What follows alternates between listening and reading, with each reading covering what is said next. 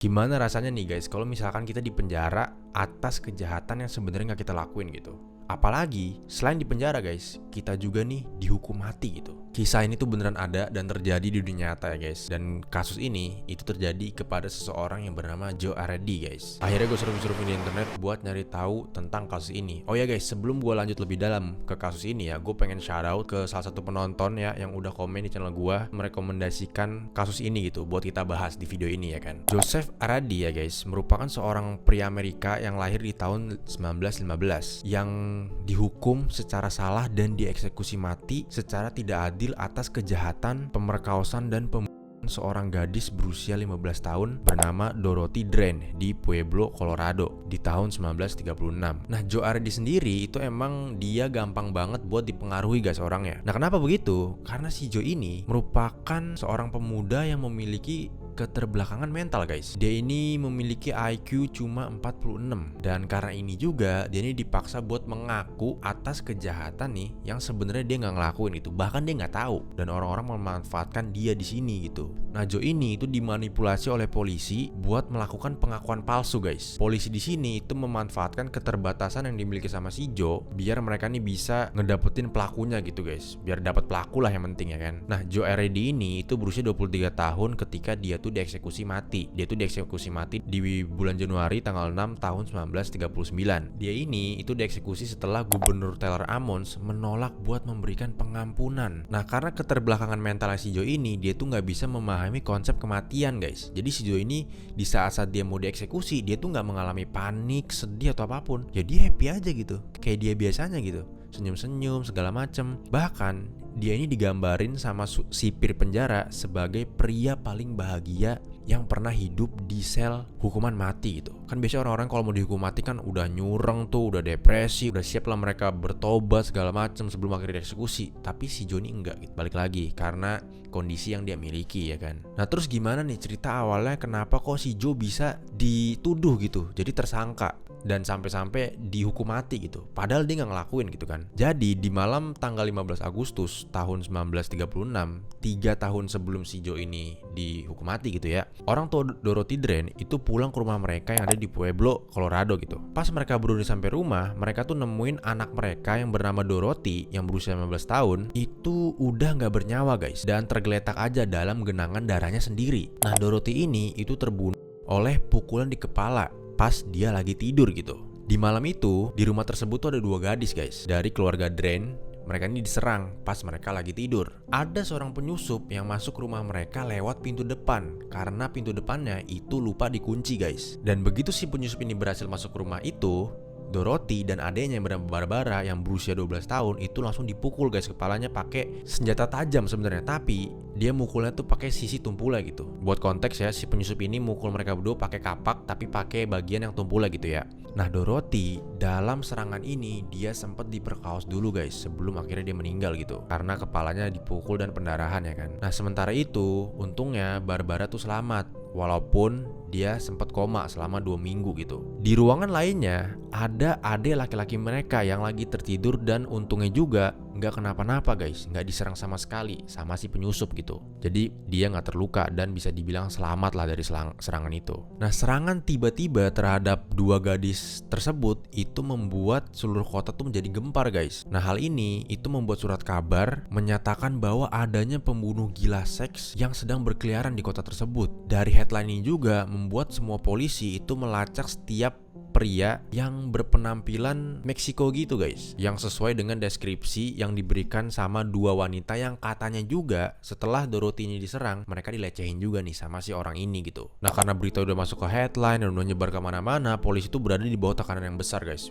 buat menangkap si pelaku ini gitu. Jadi mereka harus ketemu pelaku ini gitu, kalau enggak kota mereka bakal dianggap gak nyaman sama orang-orang yang mau datang ke sana gitu. Ada seorang sheriff nih yang bernama George Carroll yang dia ini orang yang nangkep si Joe gitu, si Joe Aredi ya kan, yang pada waktu ditangkap dia itu berusia 21 tahun. Nah, si Joe ini itu ditemukan berkeliaran aja gitu tanpa tujuan di dekat halaman rel kereta api setempat. Dan dari situ si sheriff ini tuh ngedeketin si Joe dan menginterogasi si Joe sampai tiba-tiba somehow gitu si Joe ini menyatakan kalau dia emang melakukan pembunuhan itu secara terang-terangan. Di tanggal 18 Agustus, 5 tersangka nih yang memenuhi kriteria karakter yang disebut sama para saksi itu ditahan sama polisi dan hadiah sebesar $1.000 itu dikeluarkan buat penangkapan pelaku gitu. Nah, seperti yang gue bilang sebelumnya guys, karena ada tetangga nih yang sempat ngeliat pelaku dan bisa mendeskripsikan pelaku tersebut, tetangga itu kan nyebut kalau si pelaku ini tuh berkulit gelap gitu guys, ataupun berkulit coklat gitu. Nah dari sini polisi langsung melakukan profiling ya kan, dari ras-ras tertentu gitu. Yang dimana guys ya,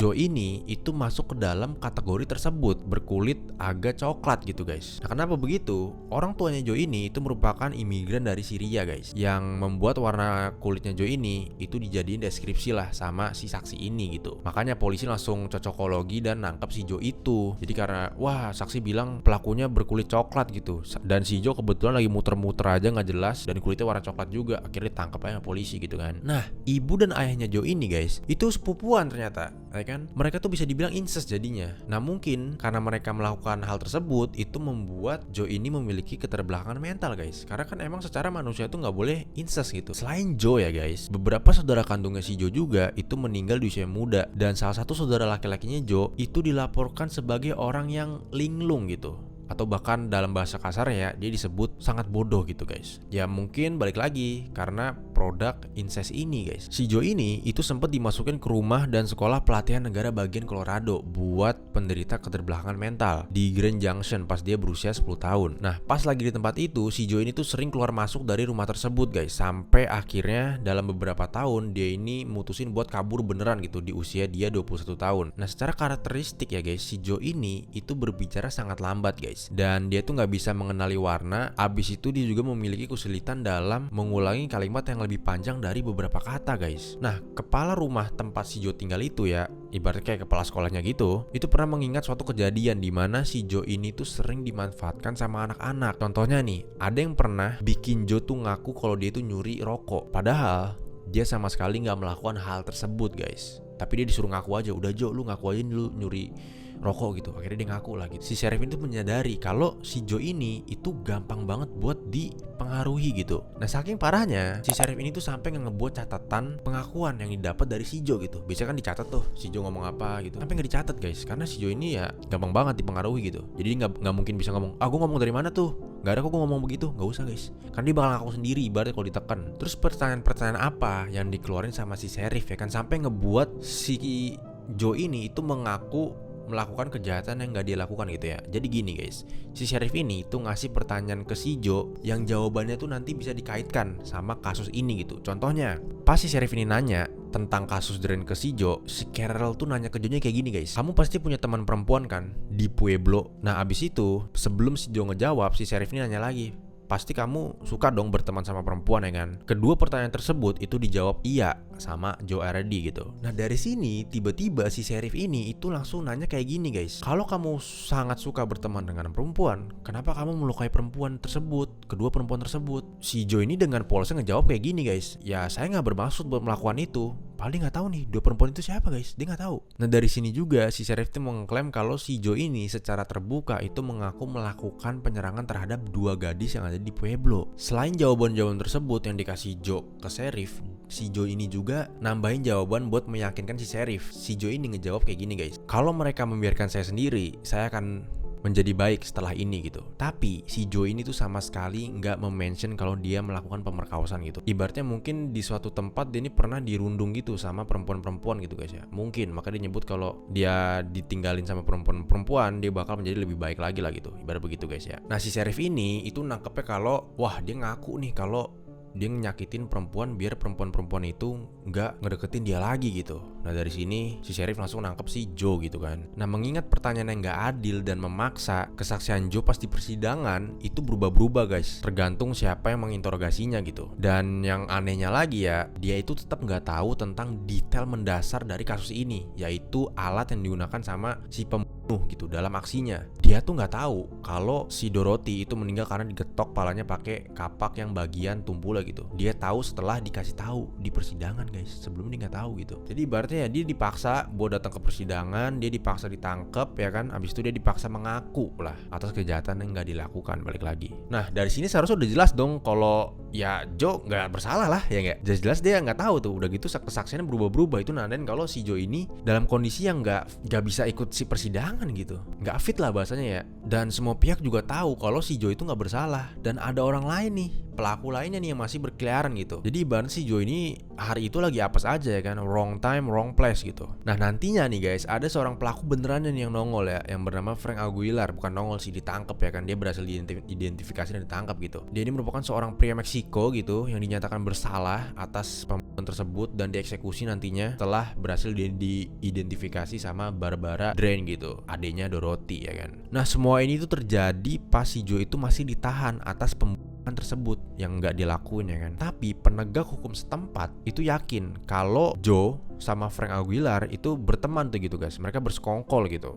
Eksekusi dari Frank Aguilar itu nggak ngebuat kemarahan publik itu mereda gitu guys. Jadi kurang puas karena si penegak hukum tuh bikin statement yang nyebutin kalau si Joe itu bersekongkol sama Frank. Jadi masyarakat digiring opininya dan nganggap kalau wah si Joe juga harus mati dong karena kan temennya si Frank. Hancur dah dari situ guys. Selain itu juga 3 psikiater itu bersaksi di persidangan dan nyebut kalau Joe ini tuh memiliki keterbelakangan mental dan dengan IQ yang cuma 46 gitu. Jadi dianggap si Joe ini tuh nggak salah buat masuk ke persidangan. Nah walaupun begitu guys, Joe tetap dinyatakan bersalah dan tetap dijatuhi hukuman mati coba. Nah dasar pembelaannya Joe Reddy adalah dia ini tuh nggak waras secara hukum dan karena itu dia nggak mampu buat membedakan yang mana yang baik, yang mana yang salah. Oleh karena itu dia nggak mampu melakukan tindakan apapun dengan niat kriminal guys. Karena dia sendiri nggak tahu konsep kejahatan itu apa, kebaikan itu apa, ibarat begitu. Nah Joe ini tuh dilaporkan kesulitan buat menjelaskan hal-hal sederhana, kayak dia tuh nggak bisa ngebedain antara batu sama telur guys. Nah dari sini juga nih orang-orang sekitar itu mulai mengerti ya kan,